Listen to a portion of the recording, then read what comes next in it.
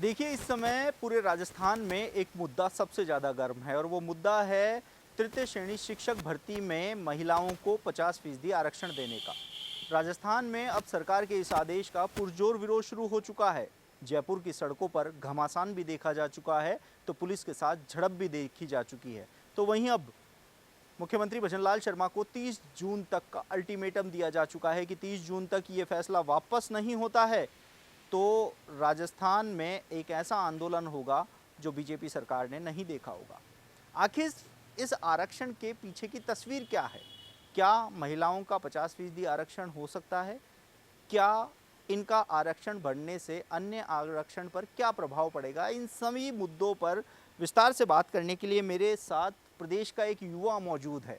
देखिए, किसी चीज़ को समझने के लिए पहले उसकी गहराई में उतरना होता है। ये युवा वो है जो इसकी गहराई में उतरा है। 50% आरक्षण देना, क्या लगता है आरक्षण का पूरा एक जो मैप है वो बदल जाएगा, मानचित्र? बिल्कुल, ये संविधान के बिल्कुल ही विरोध में है। जैसा कि आप जानते हैं 50% अगर आपने महिलाओं को सीधा आरक्षण दे दिया, 50 का मतलब 100 सीटें आती है तो 50 तो आपने वैसे भी रिजर्व कर दी रहती है। आप बाद में 50 के अलावा 6 से 7% रहता है विडो कैटेगरी का, 2% रहता है स्पोर्ट कोटा का, 4% रहता है हैंडीक्राफ्ट का, 12.5% रहता है एक्स आर्मी का। और तो फिर आप सोचिए इसके बाद में ये लगभग 75% हो जाता है। इसके बाद में भी जनरल कैटेगरी में ST, OBC, EWS जितनी भी कैटेगरीज है TSP वगैरह को मिला लिया जाए तो फिर जनरल में कितना मतलब कंक्लूजन हो जाएगा। आप वो चीज़ देखिए, वहाँ पे 25 सीट होगी, उसमें भी लड़कियाँ फाइट करती है, पढ़ने वाली लड़कियाँ भी होती है। वो कहते हैं ना, हमारी छोरी के छोरा हूँ कम है की, तो पढ़ने वाली लड़कियाँ भी बहुत है। तो इस हिसाब से पढ़ने लड़कों के लिए देखा जाए तो 100 में से 10 सीटें ही होगी। इसके अलावा आप देख सकते हैं कि राजस्थान में आज हजारों की तादाद में युवा इकट्ठा हुआ है। शहीद स्मारक पर हम लोगों ने विरोध किया है पूर्ण रूप से सरकार का। भजनलाल सरकार अपनी नाकामियों को छुपाने के लिए ये इन्होंने चाल चली है, क्योंकि भजनलाल सरकार का जो मुख्य मुद्दा था सरकार में आने का वो था पेपर लीक भर्ती, SI भर्ती में हुए घोटाला, EORO भर्ती, रीट भर्ती में 100 करोड़ के घोटाले की जो बड़ी मछलियां पकड़ने की बात हो रही थी। इनके अब समझ नहीं आ रहा है कि हमने वादे तो कर दिए, अब इनको पूरा कैसे करें। इनको पूरा करने के नाम पे इनको पब्लिक को आपस में लड़वाना। अभ्यर्थी आज हर घर में कलेश कर दिया इन्होंने।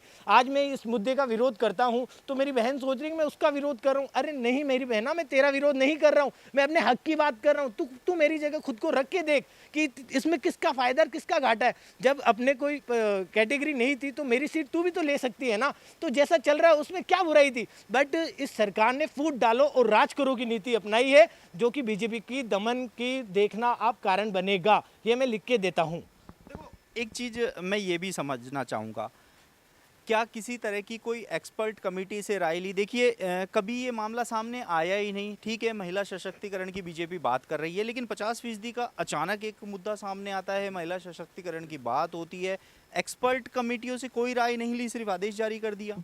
देखिए, मैं को खुद को समझ नहीं आ रहा कि इनकी खुद की डिसीजन मेकिंग, खुद की थिंक कहाँ गई है। इनको खुद को समझ क्यों नहीं आ रहा है कि आज तक राजस्थान में 50% आरक्षण की मांग हुई नहीं, कभी किसी ने मांग करी नहीं। आप जबरदस्ती थोप रहे हो। हम मांग कर रहे हैं पेपर लीक भर्ती पे एक्शन लो, आप राजस्थान में भ्रष्टाचार में नंबर 1 हो, आप उस पर कुछ एक्शन लो, आप बलात्कार में नंबर 1 आते हो पूरे ऑल इंडिया में, उस पर आप महिला सशक्तिकरण पे कुछ करिए ना। आपको कुछ करना ही है। राजस्थान में मुद्दों की कमी नहीं है। आप मुझसे ले लीजिए सजेशन। अगर आपके पास में अच्छे सलाहकार नहीं है ना, मैं आपको सलाह देता हूं, अच्छी से अच्छी सलाह दूंगा कि राजस्थान को कैसे बनाना है। आप तो राजस्थान को बिगाड़ने में लगे हो। हर घर में आपने कलेश कर दिया, फूट डालो की राज करो की नीति अपना रहे हो। आज आप समझ नहीं पा रहे हो। इसमें युवा का भविष्य पूरा बर्बाद हो जाएगा। देखो, शिक्षक भर्ती में 50% आरक्षण दे दिया, लेकिन पुलिस भर्ती में 30 से बढ़ाकर 33%। तो ये भेदभाव क्यों? ये इन लोगों का अभी ये कह रहे हैं कि हम ये ट्रायल ले रहे हैं, अभी हम 33 देंगे, इसको बढ़ा के हम 50 तक लेके जाएंगे सारी भर्तियों में। इनका आप समझ नहीं रहे हो मोटिव क्या। इनको महिला सशक्तिकरण के नाम पे आप समझे नहीं। सिर्फ ना हम बेरोजगारों ने बेड़ा उठा रखा है सिर्फ महिला को सशक्त करने का। भजनलाल जी, मैं ये कहना चाहता हूँ, आप अपने पद से इस्तीफा दीजिए, अपनी कैबिनेट में पूरा 50% आरक्षण दीजिए, विधानसभा में आप 50% आरक्षण दीजिए, आप लोकसभा में आपकी सरकार है वहां पे भी 50% आरक्षण दीजिए। आपके आज खुद की कैबिनेट में कितनी महिला है? 50% आरक्षण है वहां पे। आप खुद एक महिला की सीट लेके बैठे हो। हमारी वसुंधरा राजे जी अच्छी थी, उनको कभी ऐसा कुछ नहीं था कि महिलाओं के लिए सशक्त वैसे होता है जब महिला एक अपने आप को कंफर्ट मतलब सुरक्षित महसूस करे। आप जैसे करने चाह रहे हो ना वैसे सशक्त नहीं होती है महिलाएं। वैसे नौकरी का आप देखना चाहो तो कितनी महिलाओं को फ़ायदा मिलता है, कोई ऐसा तो है नहीं। राजस्थान में 6.5 करोड़ की आबादी है तो उसमें से कोई 3.5 करोड़ महिलाओं को फ़ायदा मिल जाएगा। ये आप सिर्फ अपना है ना मुद्दे से भटकाने के लिए और अभ्यर्थी को गुमराह करने के लिए आपकी एक सोची समझी साजिश है जिसमें आप पेपर लीक भर्ती को दबाना चाह रहे हो, क्योंकि अब उसमें भी आपके रिश्तेदार आने लग गए होंगे, ऐसा मुझे लगता है। देखिए, जब विधानसभा चुनाव हुए थे, विधानसभा चुनावों से पहले बीजेपी लगातार कह रही थी पेपर लीक के माफिया को ख़त्म करेंगे, पेपर लीक के जितने भी घटनाएं हुई हैं उनके आरोपियों को गिरफ्तार करेंगे, उनकी दोबारा परीक्षा करें। एक एसआई की भर्ती परीक्षा रद्द नहीं हो पा रही है इनसे, 6 महीने हो गए, अभी तक कुछ भी नहीं हो पा रहा। अब जब ये सरकार विपक्ष में थे तब हमारे साथ में थे, ये कह रहे थे कि हम आरपीएससी भंग कर देंगे।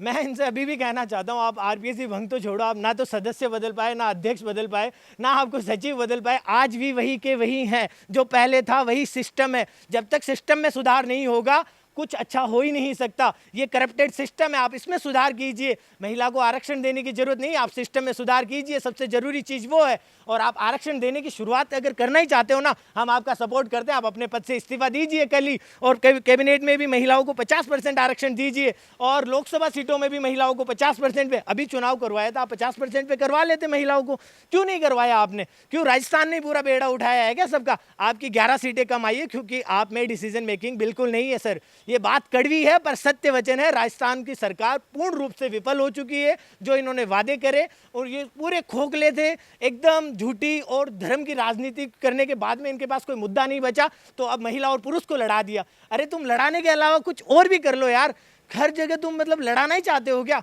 कभी प्यार प्रेम से कुछ अच्छा फैसला लेते, आज आपने घर घर में कलेश पैदा कर दिया। और ये आपकी सबसे बड़ी, मेरे हिसाब से सबसे बड़ी नाकामी होगी कि बीजेपी का अगर दमन होगा ना तो भजन लाल जी ही करेंगे बीजेपी का दमन। मैं लिख के देता हूँ, आने वाले 5 साल बाद में अगर ये 200 सीटें में से आज इनकी 100 सीटें हैं ना, आने वाले 5 साल में इनकी 10 सीटें भी नहीं आएगी, भजन लाल जी सीएम रहते हैं तो। बिल्कुल, तो ये वो युवा है जिसका आक्रोश इसकी आवाज़ से झलक रहा है। हर घर में झगड़ा शुरू हो चुका है क्योंकि भाई अपने बहन की ओर देख रहा है कि वो मेरा हक खा रही है, तो बहन ये देख रही है कि भाई मेरे को मिला हुए हक को छीनने का प्रयास कर रहा है। इसके साथ ही आरक्षण का ये जो मुद्दा है वह बहुत ज़्यादा गर्माता जा रहा है और आने वाले समय में इसको लेकर जो चिंगारी लगी है वह पूरे राजस्थान में फैलती हुई नज़र आ सकती है। ऐसे में प्रदेश की बीजेपी सरकार के सामने सबसे बड़ी चुनौती है कि जो उन्होंने वादा किया है महिलाओं से 50% आरक्षण देने के जो आदेश निकाले हैं, क्या वो उस पर कायम रहते हैं कि या फिर प्रदेश के लाखों युवाओं के आक्रोश के सामने भजनलाल सरकार को झुकना पड़ेगा, ये देखने वाली बात होगी। आप देख रहे हैं एजुकेशन नगरी, मैं हूं ललित वर्मा।